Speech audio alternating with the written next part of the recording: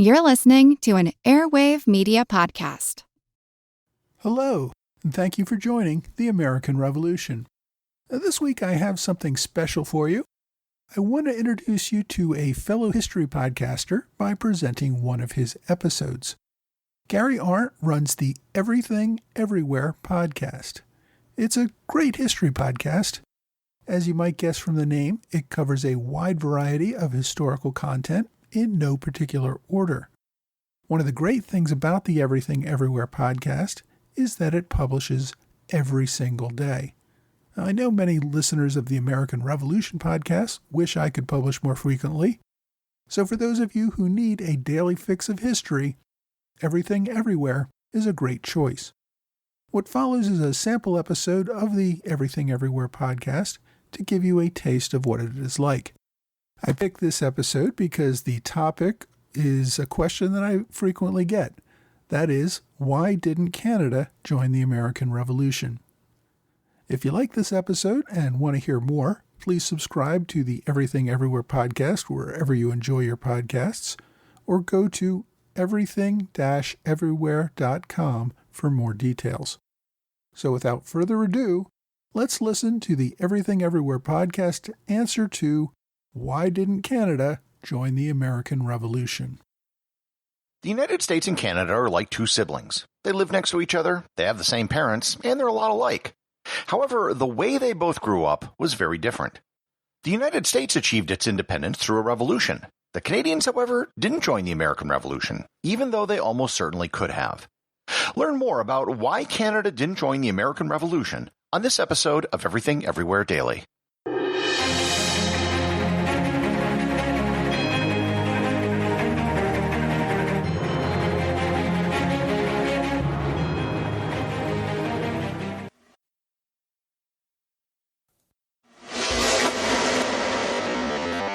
Many of you might be thinking that the answer to the question, why didn't the Canadians join the American Revolution, is easy and straightforward. The Canadians were loyalists and the Americans were revolutionaries, which explains why it happened. That is a part of the answer, but there's a whole lot more to it. And the story actually starts well before the American Revolution. The English began colonizing the Atlantic coast of North America. Putting aside the colonies they set up in the Caribbean, they created about 15 colonies along the coast, with the number changing over time as new colonies were created. Along the Atlantic coast were also colonies that were run by France and Spain. Canada, as you think of it today, simply did not exist. The event which really changed everything was the 7-Year War, also known as the French-Indian War in North America. If you remember back to my episode on the subject, this was basically World War Zero, insofar as battles were fought all over the globe. One of the results of the war was that the British managed to take the French and Spanish colonies on the North American coast. This would include what is today the state of Florida, as well as much of what is today Canada, including Nova Scotia, New Brunswick, Prince Edward Island, Quebec, Labrador, and Ontario. The British already had small settlements on the island of Newfoundland, but it was mostly just small fishing villages with Irish settlers, and it wasn't a formal colony yet. The point is that before the 7 Years' War, there really wasn't much of a British presence in what is today Canada. They did control an area around Hudson Bay known as Rupert's Land, but that was very sparsely populated and actually administered by the Hudson Bay Company. By the time the 7-Year War started in 1754, the 13 British colonies in North America were already well established. They had their own legislative assemblies and customs, and they had English colonists who had been living there now for several generations. The expulsion of the French Acadians began in 1755, which led to the creation of the colony of Nova Scotia as a British political and cultural entity. Likewise, in 1769, the island of St. John, now called Prince Edward Island, split from Nova Scotia and became its own colony. So Nova Scotia, which was really the only English-speaking colony of note in Canada before the Revolution, had a very different history than the other 13 colonies to the south of them. Moreover, it was geographically separated from those 13 colonies. The rest of Canada, which the British now found themselves in possession of, was all formerly called New France. And they now had a whole bunch of new subjects that did not speak English and were Catholic. After the 7 Years' War, the British created a new territory known as the Province of Quebec out of what used to be New France. This was a different entity than the modern-day province of Quebec, as it included everything surrounding the Great Lakes, including what is today southern Ontario, Ohio, Michigan, Illinois, Wisconsin, and parts of Minnesota. There were very few English-speaking people living in this region at this time, including what is today the most populated part of Canada, southern Ontario. To the south of the 13 colonies, the British now found themselves in possession of the Spanish colony of Florida. Florida was similar to Quebec in that the inhabitants mostly didn't speak English and they were Catholic. So, before I go any further, the thing that you should take away is that the country you think of as Canada today basically didn't exist at this time. Most of what the British now controlled was actually French-speaking and not English-speaking. The British didn't have a great track record since Henry VIII regarding their treatment of Catholic subjects. They were mostly treated as second-class citizens in both Britain and Ireland, and now the British suddenly found themselves with a whole lot of them.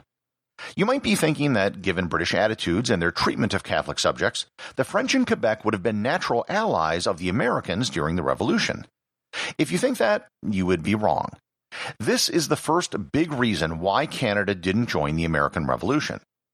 The American colonists were, culturally speaking, English. They were mostly Protestant, and they distrusted the French and the Catholics.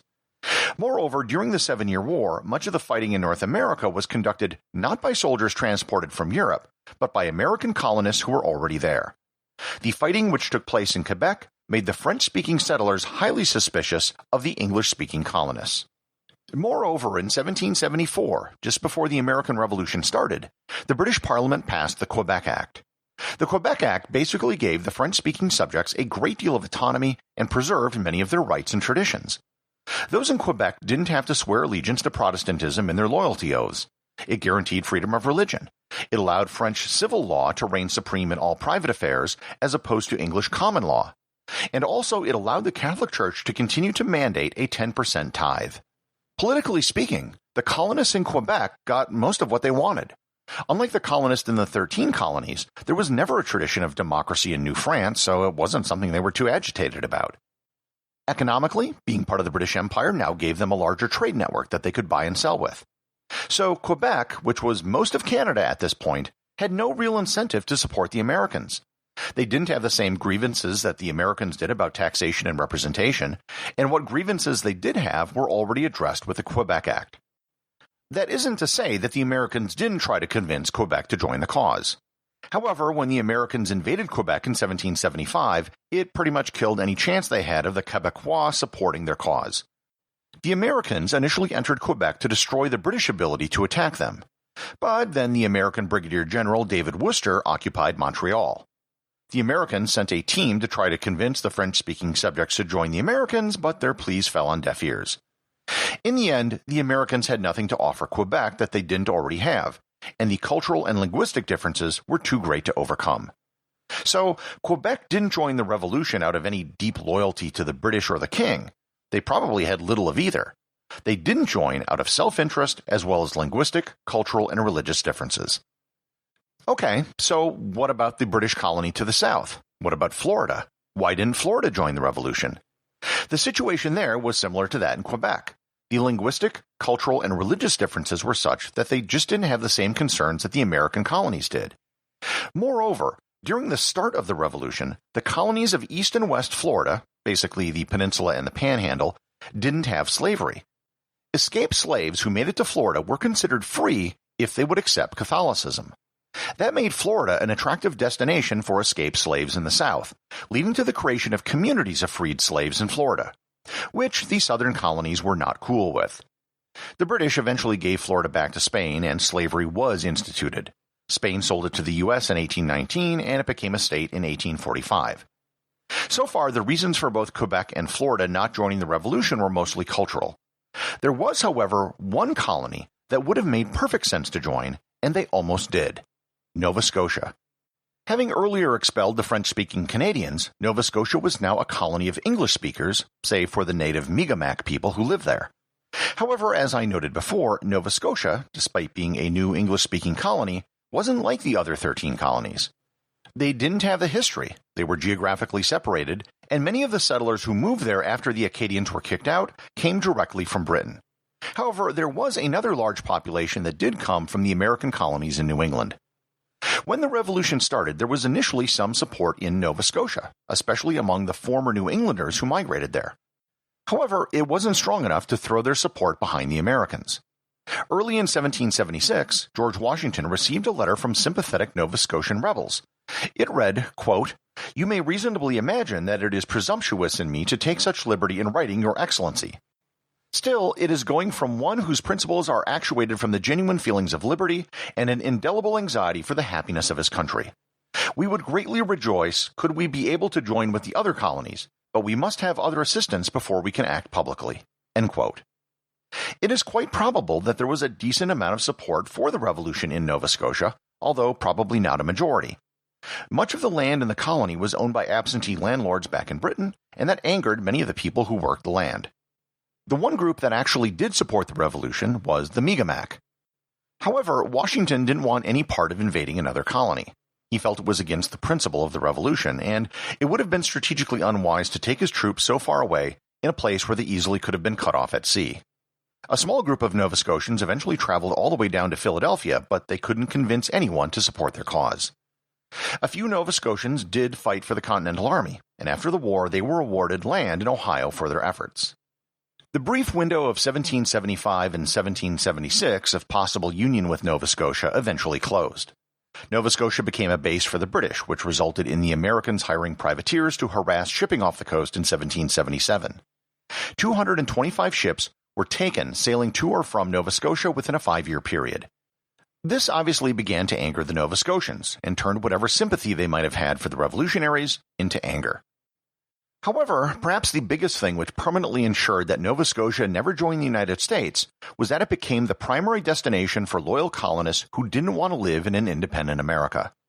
As many as 40 to 50,000 loyalists fled to what is today Canada, in particular settling in the areas that are now southern Ontario and New Brunswick. In fact, the colony of New Brunswick was created because of the increase in population in the western part of Nova Scotia, as was the colony of Upper Canada, which eventually became Ontario. With so many English-speaking loyalists coming to Canada, it solidified its separation from the newly formed United States and laid the groundwork for the future War of 1812. So the answer to the question, why didn't Canada join the American Revolution, is far more complicated than just saying loyalty. It was a complex mix of religion, language, culture, geography, economics, and politics. In a very real sense, the American Revolution led to changes in demographics and population, which directly resulted in the creation of modern Canada almost 100 years later. Everything Everywhere Daily is an Airwave Media podcast. The executive producer is Darcy Adams. The associate producers are Thor Thompson and Peter Bennett. I just wanted to extend a big thank you to everyone who is supporting the show over at patreon.com. I have show merchandise available there, including hoodies, t-shirts, and stickers. Plus, it really just helps me get this show out every single day, including, of course, weekends and holidays. Remember, if you leave a review or send me a boostagram, you too can have it read on the show.